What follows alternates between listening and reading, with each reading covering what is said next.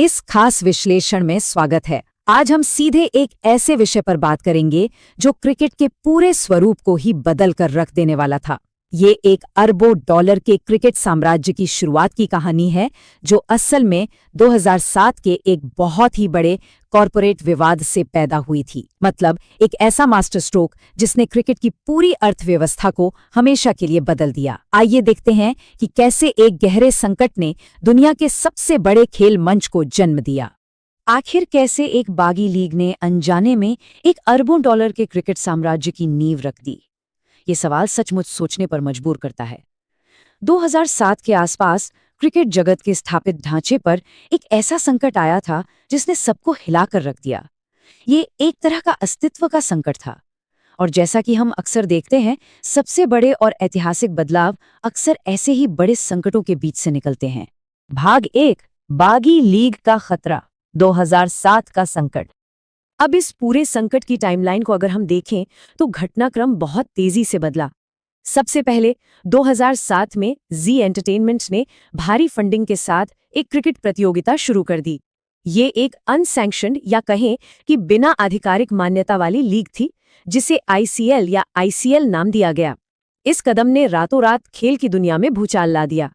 इसके जवाब में बीसीसीआई ने तुरंत एक्शन लिया और बागी खिलाड़ियों पर आजीवन प्रतिबंध लगा दिया। साथ ही घरेलू क्रिकेट की इनामी राशि भी बढ़ा दी। फिर 2008 की शुरुआत में ललित मोदी द्वारा एक नई लीग की घोषणा होती है और उसी साल के अंत तक आईसीएल को पूरी तरह बंद होना पड़ता है। अब यहाँ एक बागी लीग का मतलब क्या है? असल में ये एक ऐसी खेल प्रतियोगिता होती है जैसे कि 2007 की आईसीएल, जो आधिकारिक शासी निकायों यानी बीसीसीआई और आईसीसी की मान्यता या अनुमति के बिना चलाई जाती है।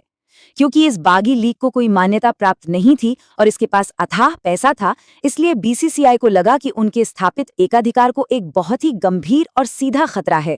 इस चुनौती को जड़ से खत्म करने के लिए उन्हें तुरंत एक ऐसे ब्रह्मास्त्र की जरूरत थी जो हर मायने में इस नई आईसीएल से कहीं अधिक विशाल और आकर्षक हो। भाग 2, एक मास्टर स्ट्रोक, जवाबी हमला, ललित मोदी का विजन। बीसीसीआई सिर्फ खिलाड़ियों पर प्रतिबंध लगाकर शांत नहीं बैठने वाला था। उनका लक्ष्य इस बागी चुनौती को पूरी तरह से नेस्तनाबूद करना था और ये जिम्मेदारी सौंपी गई एक बेहद महत्वाकांक्षी क्रिकेट एग्जीक्यूटिव ललित मोदी को।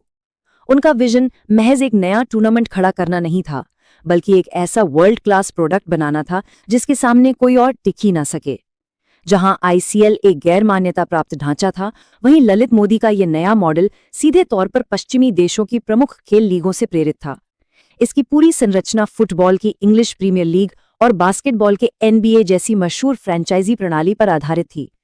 ये एक विश्व स्तर पर मान्यता प्राप्त और भारी निवेश वाला मॉडल था। भाग 3, ऐतिहासिक फ्रेंचाइजी नीलामी, एक युद्ध का मैदान। 24 जनवरी 2008, यह वो तारीख है जब क्रिकेट का पूरा अर्थशास्त्र हमेशा के लिए बदल गया। यह वो दिन था जब इस नई लीग के लिए शहर आधारित फ्रेंचाइजियों की नीलामी की गई। यकीन मानिए, ये सिर्फ एक नीलामी नहीं थी, बल्कि कॉरपोरेट दिग्गजों और बड़े बॉलीवुड सितारों के बीच एक खुला कारोबारी युद्ध था। पहली बार फ्रेंचाइजियों के रूप में 8 भारतीय शहरों को मैदान में उतारा गया। बैंगलोर, चेन्नई, दिल्ली, हैदराबाद, जयपुर, कोलकाता, मोहाली और मुंबई। इन शहरों को ऐसे ही रैंडमली नहीं चुना गया था। ये सभी भारत के प्रमुख व्यावसायिक और आर्थिक केंद्र हैं।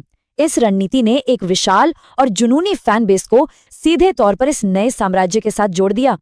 जब ये नीलामी शुरू हुई तो एक अनुमान लगाया जा रहा था कि सभी फ्रेंचाइजियों की कुल बेस प्राइस या कहें कि कुल कीमत लगभग $400 मिलियन के आसपास रहेगी। उस समय क्रिकेट जैसे खेल के लिए ये अपने आप में एक बहुत बड़ी रकम थी, लेकिन थोड़ी ही देर में जो होने वाला था वो किसी के भी होश उड़ाने के लिए काफी था। 713